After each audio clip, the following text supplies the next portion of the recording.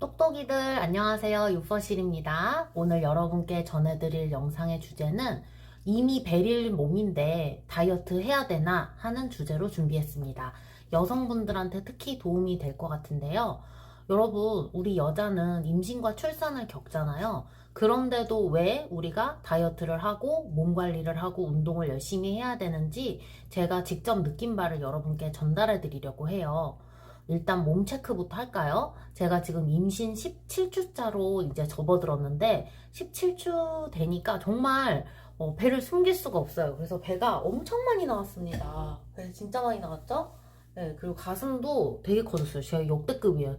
한 번도 이렇게 큰 적이 없었는데 거의 제 체감상 아마 이거 C 넘지 않을까, C 이상 되지 않을까 싶을 정도로 정말 많이 커졌고, 그리고 식습관도 되게 많이 달라졌어요. 제가 원래는 고기 좋아하고 단백질류 위주로 식사를 했잖아요.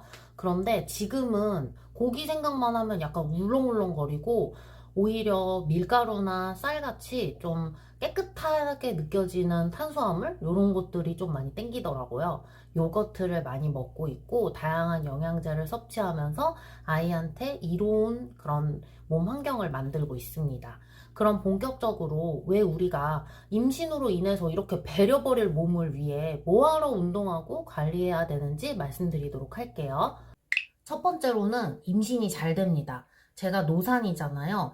제가 올해 나이로 88년생이니까 한국 나이 37이거든요. 그러면 생물학적으로 만 35세 이상이기 때문에 사실상 임신이 더 젊은 분들보다는 안 되는 게 상식적인데, 그리고 제가 호르몬 검사를 해봤을 때도 난임이 우려돼서 호르몬 검사를 했었거든요. 그때에도 그 AMH 수치를 조사를 하는데 정말 충격적인 결과가 나왔었어요. 제 난소에 남아있는 난자는 35,000개고 이 중에 배란되는 난자 중에 56%만 염색체 이상이 없는 멀쩡한 난자라는 거죠. 그리고 월 평균 임신 가능성이 13% 정도밖에 되지 않으며 건강하게 분만할 가능성은 9%밖에 안 되는 거예요. 그러니까 제가 이 검사를 했을 때 얼마나 무서웠겠어요.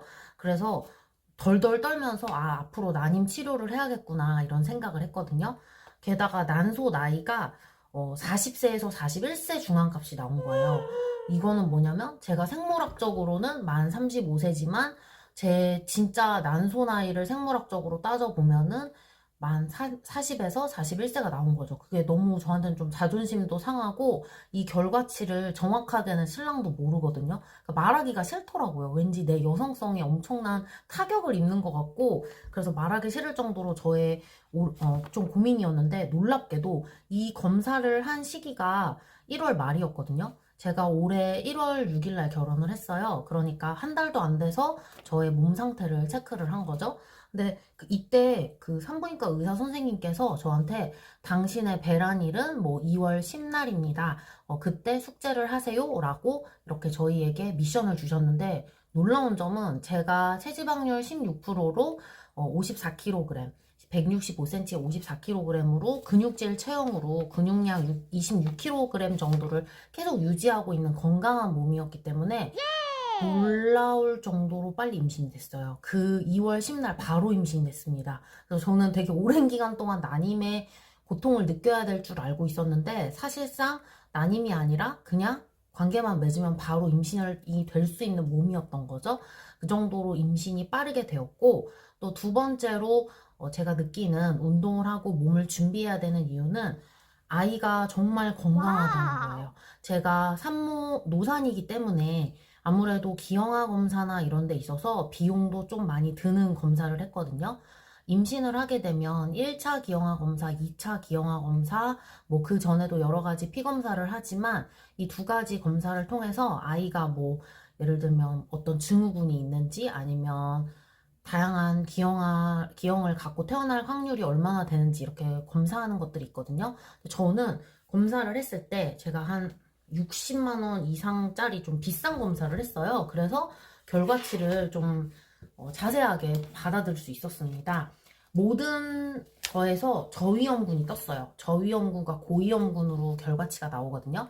근데 이 저위험군도 좀 많이 다른 게, 저 같은 경우는 위험도가 10,000명 중 1명 나올까 말까 한 정도 수준으로 0.01% 가능성으로 이 뭐 다운 증후군이나 에드워드 증후군, 파타우 증후군을 비롯한 다양한 기형 가능성이 있다. 그러니까 되게 낮은 거예요.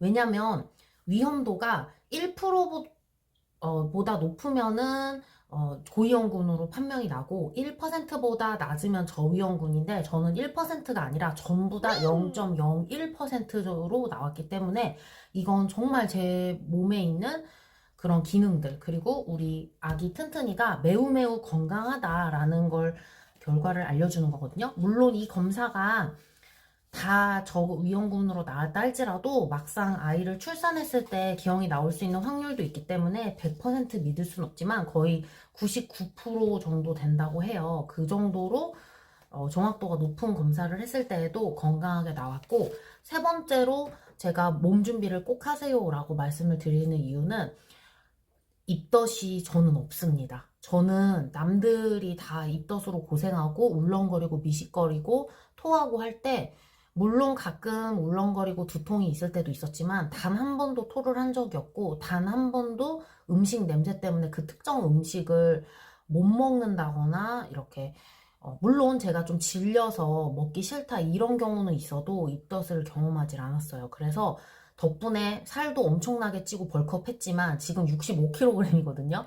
10kg 이상 찌는 등의 벌크업을 하긴 했지만 입덧으로 고생한 일이 전혀 없습니다. 그래서 이게 또 하나의 장점이라고 볼 수 있죠.